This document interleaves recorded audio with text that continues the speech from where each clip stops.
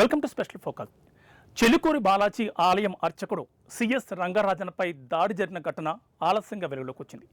దీనిపై రంగరాజన్ తండ్రి సౌందర్యరాజన్ మొయినాబాద్ పోలీసులకు ఫిర్యాదు చేశారు.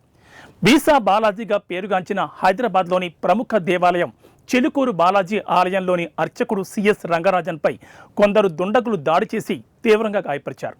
ఆయన కన్నుకు దెబ్బ తగిలింది. ఈ ఘటన ఇటీవల చోటు చేసుకోగా ఆలస్యంగా వెలుగులోకి వచ్చింది. దుండగుల దురాఘాతానికి భయపడిపోయి ఎవ్వరికీ చెప్పకుండా ఉండిపోయిన అర్చకుడు ఆ తర్వాత తన తండ్రి చిలుకూరు బాలాజీ ఆలయ మేనేజింగ్ కమిటీ చైర్మన్ సౌందర్యరాజన్తో కలిసి మొయినాబాద్ పోలీసులకు ఫిర్యాదు చేశారు. దీంతో ఈ విషయం వెలుగులోకి వచ్చింది.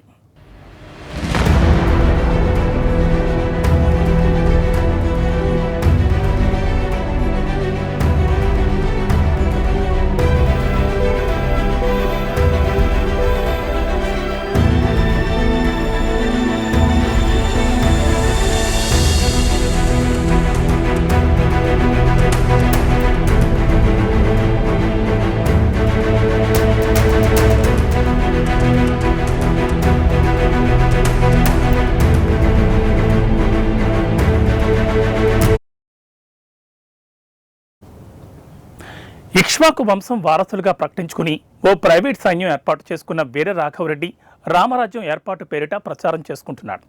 శుక్రవారం ఉదయం తన సైన్యంతో పాటు మరికొందరితో కలిసి చెలుకూరి బాలాజీ ఆలయానికి వచ్చారు.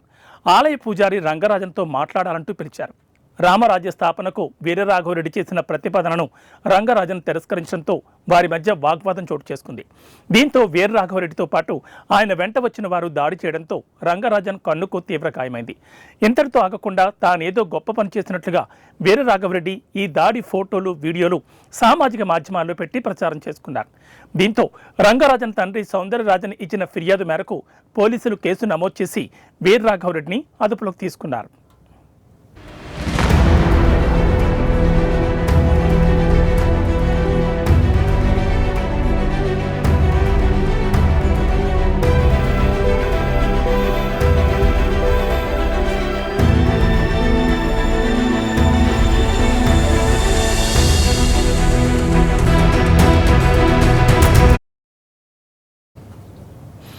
ఆలయ ప్రధాన అర్చకులు రంగరాజన్ దాడి కేసు కొత్త మలుపు తిరిగింది. ఈ కేసులో ప్రధాన నిందితుడు వీరరాఘవరెడ్డిని అరెస్ట్ చేశారు పోలీసులు. ఆయన్ని కోర్టులో కూడా హాజరుపరిచారు మొయినాబాద్ పోలీసులు. వీరరాఘవరెడ్డికి 14 రోజుల పాటు రిమాండ్ విధించింది న్యాయస్థానం. అక్కడి నుంచి వీరరాఘవరెడ్డిని చెంచల్గూడ జైలుకు తరలించారు పోలీసులు.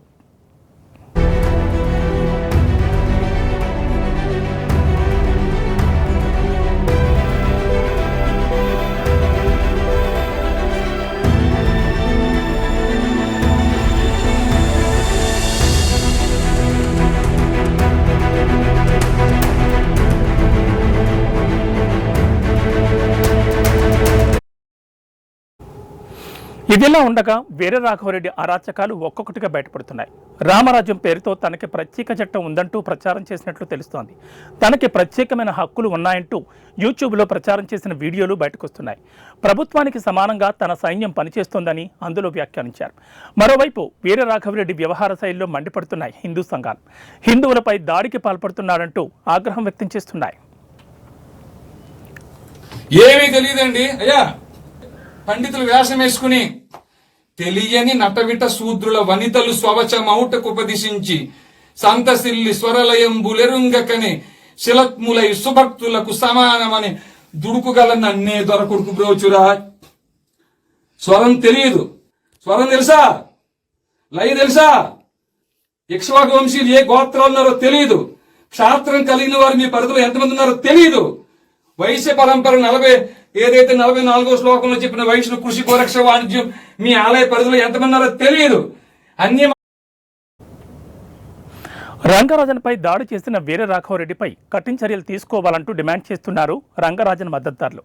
హిందువుల కోసం కష్టపడి పనిచేస్తున్న అర్చకుడు రంగరాజన్పై దాడి చేశాడంటే ఇతని వెనుక ఎవరున్నారు, బయటకు తీయాలని డిమాండ్ చేస్తున్నాయి. మరోవైపు వీరరాఘవరెడ్డి అనుచరుల కోసం గాలిస్తున్నారు మొయినాబాద్ పోలీసులు.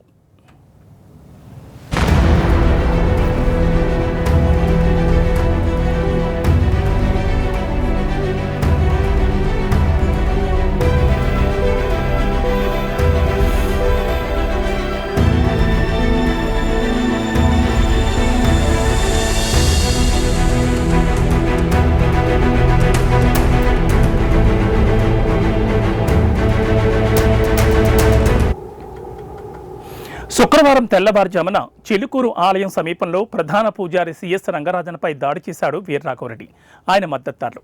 ఈ ఘటన తర్వాత ఆయన ప్రధాన నిందితుడు పరారీలో ఉన్నాడు.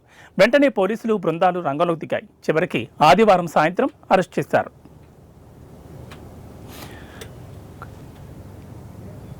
రంగరాజన్కు అంతర్గతంగా గాయాలు కావడంతో ట్రీట్మెంట్ కోసం సిటీలో ఆసుపత్రికి తరలించారు. ఆ తర్వాత డిశ్చార్జ్ చేశారు. మొయినాబాద్ పోలీసులు తెలిపిన వివరాల ప్రకారం వీర్రాఘవరెడ్డికి సొసైటీ ఆఫ్ రామరాజ్యంతో సంబంధం ఉందన్నారు.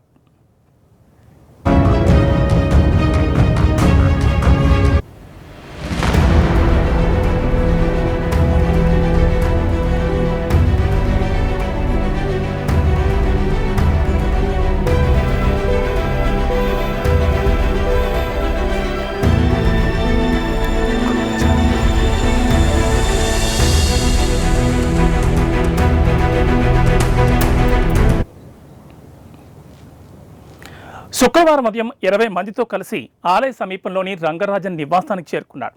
రామరాజ స్థాపనకు వీరరాఘవరెడ్డి చేసిన ప్రతిపాదనను రంగరాజన్ తిరస్కరించారు. దీంతో ఇరువురి మధ్య వాగ్వాదం చోటు చేసుకుంది.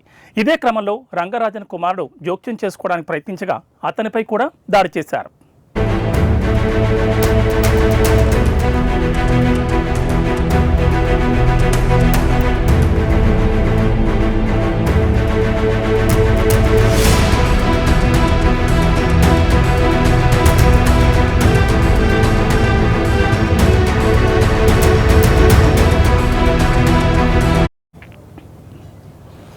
ఇది ఇవాల్టి స్పెషల్ ఫోకస్. మరో ఇంట్రెస్టింగ్ టాపిక్తో మళ్ళీ కలుద్దాం. నమస్తే.